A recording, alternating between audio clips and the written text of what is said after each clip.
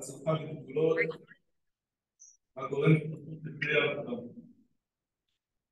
היית בבית חולים, בקושי הצטרכת לעצם משפט קדם מרתק, ופתאום היה קשת דרך. יומיים שלמים של נפלאות המוח, תחזירו לך את הפתוחים, פתאום דיברת שוטף, והסברת לנו שהיו לך חיים טובים, שקטים, מאושרים, ראית שהילדים שלך בתפקדים, מתפתחים ומצליחים, ושאתה שמח. אתם בנית המשפחה למופת, עשית כל החיים, את אשר אתה אוהב, למידה אישית אינסופית, לאינסוף תחומים, ולימוד של אחרים. לפני כשבועיים שאלתי אותך, אם לא היית חולה, מה היית רוצה לעשות? בקושי רב, אבל ענית, ללמד את הסטודנטים שלי. את זה הכי אהבת לה.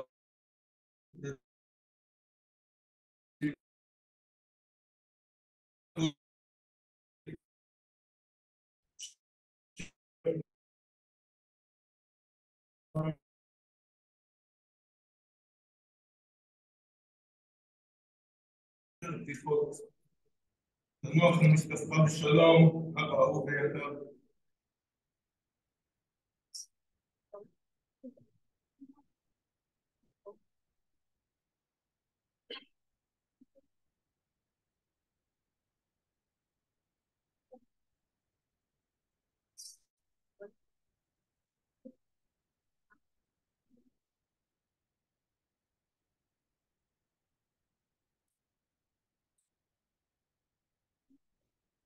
מסע.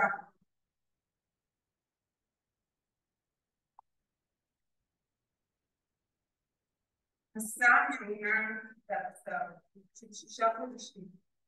הגיע לנקודת הסיום. מסע לסוף ידוע, מסע שאין מוקמת שמש ואין מוקמים. הנחתנו בכל רסיס של תקווה.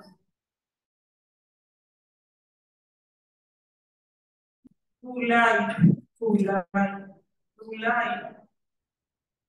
צעדנו יחד בשביל אבא שהיה עצוב ומתאר, מבלי שאיבד את עצמו את המשמעות, ושאין לו ערך, ואימא שבמסירות נפש ובאהבה שאין כדוגמתה, ניסתה למצוא מילה טובה, מילה של נחמה וכוח, לעודד ולהיות אימנו בכל דקה. ואנחנו הילדים, איתי, ערן ואני, הנכדים והנכדות המופלאים, נועה, יובל, גל, נטע, רועי ולוטן, החתנים, אמין ובני ושירי הכלה, ובני הזוג, יניב, סופי, בועז, וניצן. וכמובן שרה, האחות הצעירה, האהובה והקרובה של אבא ובנותיה, ון, שכל כך קשורה לאבא שלי, כל כך אוהבת, ושרון אחותה גם כמובן, וגיטי, אח של אימא, ויעל, ועופר, פלאפור, כולנו משפחה קטנה ומתקדת, צעדנו יחד, יד ביד, במסע המכאיב, בשביל, בעבר התהום, במסע עצוב של פרידה מודעת מהחיים, של כאב עמוק עד מדי, של השלמה וסיפור חיים גדולים ועשירים, מסע של אבל בתוך החיים. יש לכך עקרונות, נכון, אני יודעת, אבל זה לא הופך את זה לכלום. מקור העוצמה של אבא, מקור החיים מבחינתו זה השכל, השאיפה, המוח, ודווקא שם, מכל האיברים, דווקא שם, מתנחל לו איזה ביטול מוזן מרושע ביותר, קטן קטן, וספקן גדול גדול. וכשהרופאה באיכילוב התבוננה בשיתוף המוח ב-MRI, היא אמרה, זה מוחו של אדם צעיר. ומה הפלא? המוח שלו לא הפסיק לעבוד לרגע. אהבה והעבודה הן הבסיס לאנושיותנו, כך אמר פרויד. ואצל אבא, האהבה שווה לעבודה, גם למשפחה, ובעיקר לעבודה, והעבודה שווה לאהבה.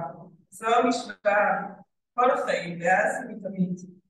אפילו בחודשיים האחרונים, כשהמוח קדח, והזק בו שם, אבא עבד בתוכו והיה עסוק, ואני התנחמתי שהוא עושה את מה שהוא הכי אוהב, הוא ארגן כנס במחשבותיו, הוא כתב תוכנית לימודים עדכנית, הוא מצא טעויות, הוא כתב בעיות, הוא דיבר על אקוויוולנט, הוא התייסר שלא מצא תשובות. אבא הוא איש של שקט ומעשה, איש של למידה מתמדת וסקרנות ומטופית. אל תקבלו דברים בהווייתם וכפשוטם, תמיד אמר, וכך ביקש גם להעביר לנכדים. במקום זאת, בדקו, שאלו שאלות, התבוננו סביב, קראו ולימדו היטב את העובדות. אל תגידו דברי סרק. איכות, לא? אבא היה מדען גרעין, היה שותף לפרויקטים ביטחוניים שפרטיהם הסודיים הוא לקח עמו מהעולם אתמול, ביחד איתו. לפני כל נסיעה שלי לחו"ל, במשך שנים, אבא היה עושה לי תדרוך, ממש תדרוך לפני הנסיעה. הוא איחרתי כך, אם שואלים אותך אם יש קשר לנוטע, תגידי לא. אם ישאלו מה עושה אבא שלך, תגידי, he is a teacher. תמיד צחקתי לעצמי שהוא חושב שעדיין מישהו יתחפש אחריו. כנראה שהוא ידע על מה מדבר. לאחר שנים בהנדסה גרעינית, הוא הבין שהתחום הזה אין לו כבר הצדקה, הוא יזם ופעל להכניס את תחום ההבטחת איכות והאמינות א' לאקדמיה בארץ. זה היה מפעל חייו. הוא האמין עד יומו האחרון כי האיכות היא פרופסיה חשובה שיש לה זכות קיום בפני עצמה, לא רק כקורסים תוספתיים ותוכניות אחרות. איך אפשר לייצר בלי להטיל סיכונים, בלי לוודא שהתהליך עומד בסטנדרטים ועם טעויות. כל טעות לא רק מייקרת את התהליך, אלא עלולה לעלות בחיי אדם. הוא הקים בטכניון יחידה עצמאית משגשגת, שנתנה מענה חשוב לתעשייה בהכשרת מהנדסי איכות. יותר מ-1,300 משתלמים למאסטר ודוקטורט סיימו לימודיהם ב-20 שנה של התוכנית. הוא היה במקימי האיגוד הישראלי לאיכות, האיגוד הנדסת בטיחות, האיגוד הישראלי לבדיקות לעושות. הוא פיתח והקים את הרשות להסמכת מעבדות בישראל ועמד בראש האגודה לבדיקות לעושות. כשיצא לגמלאות מהטכניון, שינס מותנה ומיד הקים את התוכנית לאיכות במכללה האקדמית כנרת וב-HIT כולון. בשביל מה לנוח בגיל 68, הרי יש לו מלא מה לעשות. הוא העביר את שיעורו האחרון בחודש פברואר, ואז הסמסטר נגדל בליבו. אבא אהב ללמד, להנחות, לטעת ידע, הוא אהב את הסטודנטים. כל מי משאלתו הייתה לשוב וללמד. מעולם לא נשחק מאוהב, ואף פעם לא הבנתי. ומאז פברואר, כשהכל השתבש, עולמנו חדל. הכאב הפרטי צריך קומה נוספת על הכאב העצוב שכולנו חווים במדינה, עם החטופים והמלחמה וההרוגים והעקורים שלא נמצאים בבתיהם. כל ההתפוררות הזאת של החברה ביחד עם האסון הפרטי. בתקופה זו קיבלנו הודעות מרגשות מסטודנטים שלמדו אצל אבא ואהבו את דרכו, את חוכמתו וצניעותו, את אישיותו ואת ההומור שלו. הוקיעו לו תודה עמוקה על הדיכוי וההנחיה בדרך ועל האנושיות. כולם מדברים על האנושיות. התרגשנו לשמוע וגם הוא התרגש. בפסח אין מצב רוח ממכלול הדברים שאנחנו עוברים. אבא התעקש שנבוא ליל הסדר.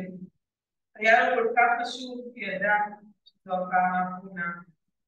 כהיעדר כוחות, במוח שנאבק על בלבותו, וללא יכולת לראות את הכתוב, הוא הוביל את הסדר עד כמה שהצליח וסיפר בכל חלום של סיפור יציאת מצרים על ההגדה, ואנחנו כואבים, ניסינו לשיר ולחנוק את הדמעות. מאבא למדנו התמדה מים, העמקה ושקדנות מתוך הנאה פנימית, עבודה קשה, חשיבה יצירתית, תרומה ונתינה מבלי לצפות לתמורה. את נכדיו אהב על פי די, והיה לו זמן להקדיש להם, לשוחח עמם, לספר להם סיפורים מצחיקים, ולהעביר להם מידיעותיו ומערכיו. תמיד דאג לשלום כולם, לבריאותם, ורצה לדעת פרטים על הלימודים, על החוגים, על תנועת נוער וכולי, ומה לומדים בכל מקום, מתקשור גם. אבא איש של רוח והשראה, איש של ספרים ושל דעת. חומריות היא ממנו והלאה. אהב היסטוריה, ספרות יפה, פילוסופיה, ובמיוחד אהב את התנ"ך. הבקיאות שלו הייתה מעוררת התפלגות, וכששאלו אותו, עמוס, מאיפה כל הידע הזה? הוא היה מחייב ועונה, מה זאת אומרת? מבית ספר. הוא תמיד עודד אותנו לכתוב סיפורים ולקרוא ספרים, ובעיקר להתעניין, להיות צמאים ולעבוד מתוך משמעות ואמונה בדרך. להשקיע בדברים חשובים, לא לבזבז זמן על הבל ועל סרק ועל דברים תפלים, לעשות, ללמוד, לחקור, להשפיע, לתרום. אני בשבילו הייתי המומחית בנושאי פסיכולוגיה. כל תופעה נפשית שנתקל בה, בקריאה, בסיטואציה ששמע או בסרט שטבע, היה שואל, מה זה אומר, ומה המשמעות, והאם ייתכן, ומה אומרת הסיפור. וצחקתי לעצמי שהוא כמו תייר מכוכב אחר. אבא עסק ופעל ועסק, הוא היה ממובילי המאבק במכל האמוניה והחומרים המסוכנים במפרץ חיפה. אלפי שעות הקדיש לכך במהלך כמה עשורים. היה פעיל חברתי בשכונת רוממה, העביר שיעורים במכללה היהודית וכו'. הוא תרם יותר ממה שאני יודעת ויותר ממה שידע לספר, אבל מה שבטוח שבשבילנו הוא הסמן הימני, הלפיד שבראש השיירה, כוכב הצפון ומצפי הדרך. ספגנו מה שיכולנו ונמשיך כמיטב יכולתנו.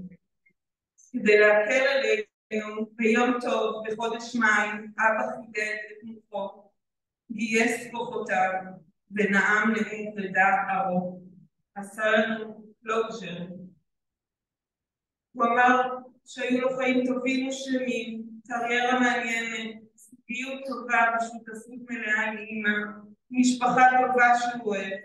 הוא אמר כי לא דמיין שכך יסתיימו חייו, אך מבין וזה בסדר, הוא לא מפחד, הוא לא שמח, הוא לא מקבל. הוא ביקש לכתוב על המצבה, עמוס נוטע. מה עוד? שאלה אמא. כלום, לא צריך כלום, כך אמר. זה היה האיש. בכל התקופה הזאת ליוו אותנו וחיזקו אנשים יקרים ואהובים. תודה לכולם על החום, על ההתעניינות, על האוזן הקשבת, על האמפתיה ועל האהבה. המילים חדרו ללב, עודדו וריגשו. גם אבא זכה לשמוע ולדעת את מה הוא היה אהוב ומוערך. תודה מיוחדת לג'רי, המלאך שהיה לצידנו והציל אותנו.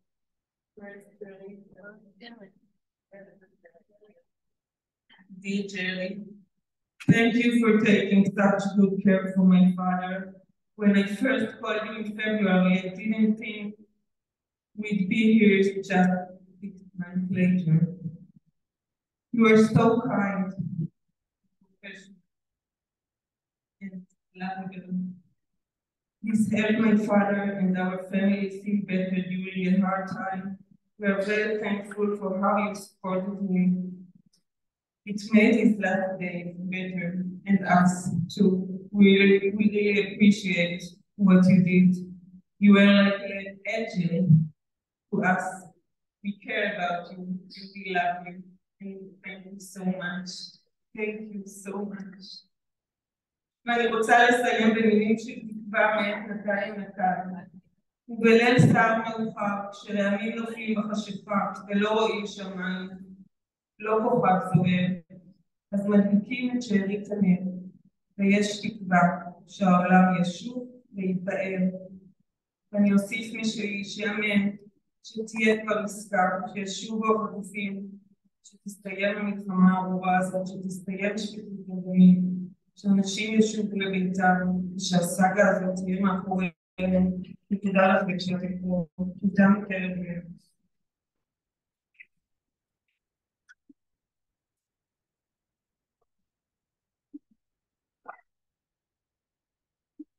טוב, תגיד כמה מילים בשם נבט.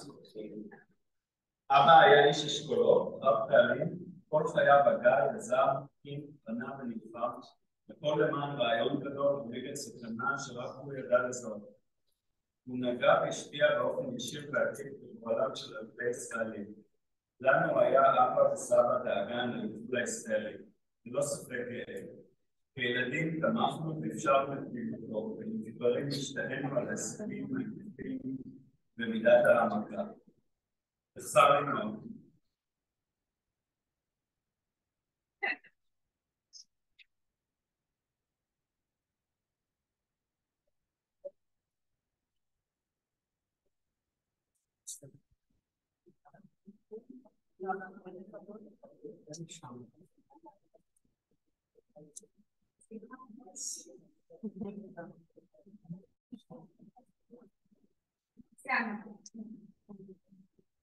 תקנות בניין לשם תוכניות עבודות, תפקידי לימור, תפקידים, שינה ותפקידים. ככה יש מיוחד, רצון גדול לידע ולבחינת הבעיות. זה לא רק במישור ההנדסי, זה במישור הישר. לאורך השנים סבא ליווה אותי באהבה גדולה ולאוזן קשבת. הייתי מתייעצת איתו על נושאים אישיים ומקצועיים, מעלה בעיות שלא ידעתי להתמודד איתן, והוא היה שם להקשיב ולתת לי לעצור. זה שפתח אותי לעולמות הטכנולוגיה ולעולם המחקר. ידוע שסבא במכתבו לא נשמע בסוף יום העבודה, אלא היו בכל מישור חייו. היכולת המופלאה של הבת שלו, כמעט בכל תחום, בסופו בלי אוכל לתחומים. לפני כמה חודשים בניתי הרצאה להעביר לסטודנטים. סיפרתי את סבא שאני מתרגשת ושאני מצפה לזה והוא ענה לי, אל תשתקי, לא תהיה בדיחה. סטודנטים רבים אמרו על הרצאה במילים טובות. באומנם אני משוחדת ואני מסכימה עם כל מילה. באמצעות כמו, גילס דרך שגם אנחנו ילדים נקרא להרצאה. דרך של שאיפות גבוהות שמקורן בסקרנות ותשוקה, והרווח יגיע מאוחר יותר ויהיה אישי. אז אמנם לא נפגשנו במשרדך, אבל הנחית אותי לאורך השנים הנחיה ביתית שכואב שנעצרה. הנחיה שכולה אהבה ולרצון טוב לקדם אותי ולא אותי את אותה איש סקרנית שבאה לך. החצי שנה האחרונה הייתה לי קשה מאוד, לי ולכולם. מיום ליום ירד לך החיוך, אך התשוקה ללמד ולעזור נשארה עד הסוף. עברנו מצב פדה כואב, וראיתי אותך בסיטואציות שלא חשבתי שאראה, בסיטואציות שכאבו לי מאוד. תמיד הערצתי אותך, גם ברגעים אלה שנלחמת רבות שידענו שאין למה, שנשקת ואמרת שאתה אוהב, שהמשכת ללמד גם כשנעצמו העיניים. לימדת אותי המון על גישה בריאה בחיים, על צניעות, כבוד ורדיפה לידע. עלית על סולם גבוה כמה שלבים יותר מדי, ומשם כבר לא להתראה אותי. אז לקרוא סבא. אני אוהבת אותך מאוד ומדע על הזמן ככה. לדעת שהיית סבא כל כך טוב ויותר מזה, תודה שהיית עבורי מורה בעצם.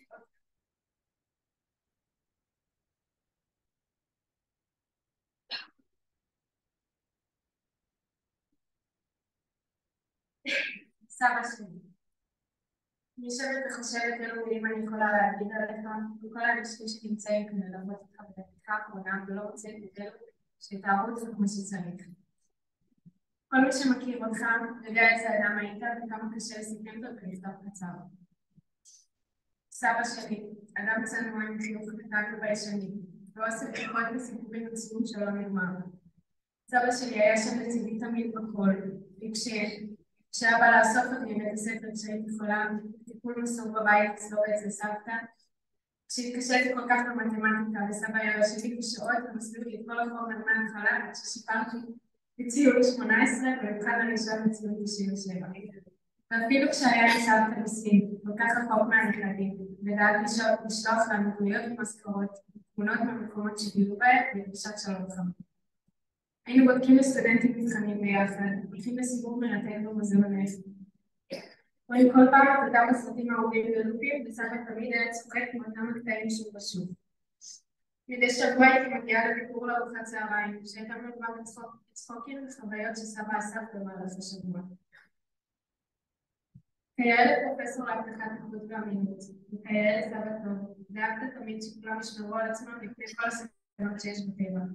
שיתפת אותי בכל תקלה שמצאת במאמר, בכתבה או מחקר שקראת, במטרה שניסיתי כאן את התובנות ומה לא לעשות, וגם כדי שנבין כמה מטומטמים יש בעולם. את השם נוטע שלעולם לא עשית בשמי, נסעתי תמיד בגאווה, וברוב המקומות קישרו אותי ישר לפרופסור עמוס האגדי. האדם הכל צנוע שאני מכירה, הצליח לגעת בכל כך הרבה אנשים. היית מרצה מסוג הסטודנטים שלך לאורך שנים, מקור להשראה. דאגת להם על העבודה שלך עד יומך האחרון. בחרת כל סטודנט, כל שיעור שהעברת, כל תרגיל שאי פעם כתבת, כל ספר שקראת, ואף פעם לא היה אפשר להתקיל את זיכרונך החריג. פעלת בכל כך הרבה תחומים, כנראה שאלו שנראת עליהם הם מועטים מאוד. לפני חצי שנה קיבלנו את הבשורה שטלטלה את כל המשפחה. משם עברנו ביחד תהליך לא פשוט של השלמה עם המצב.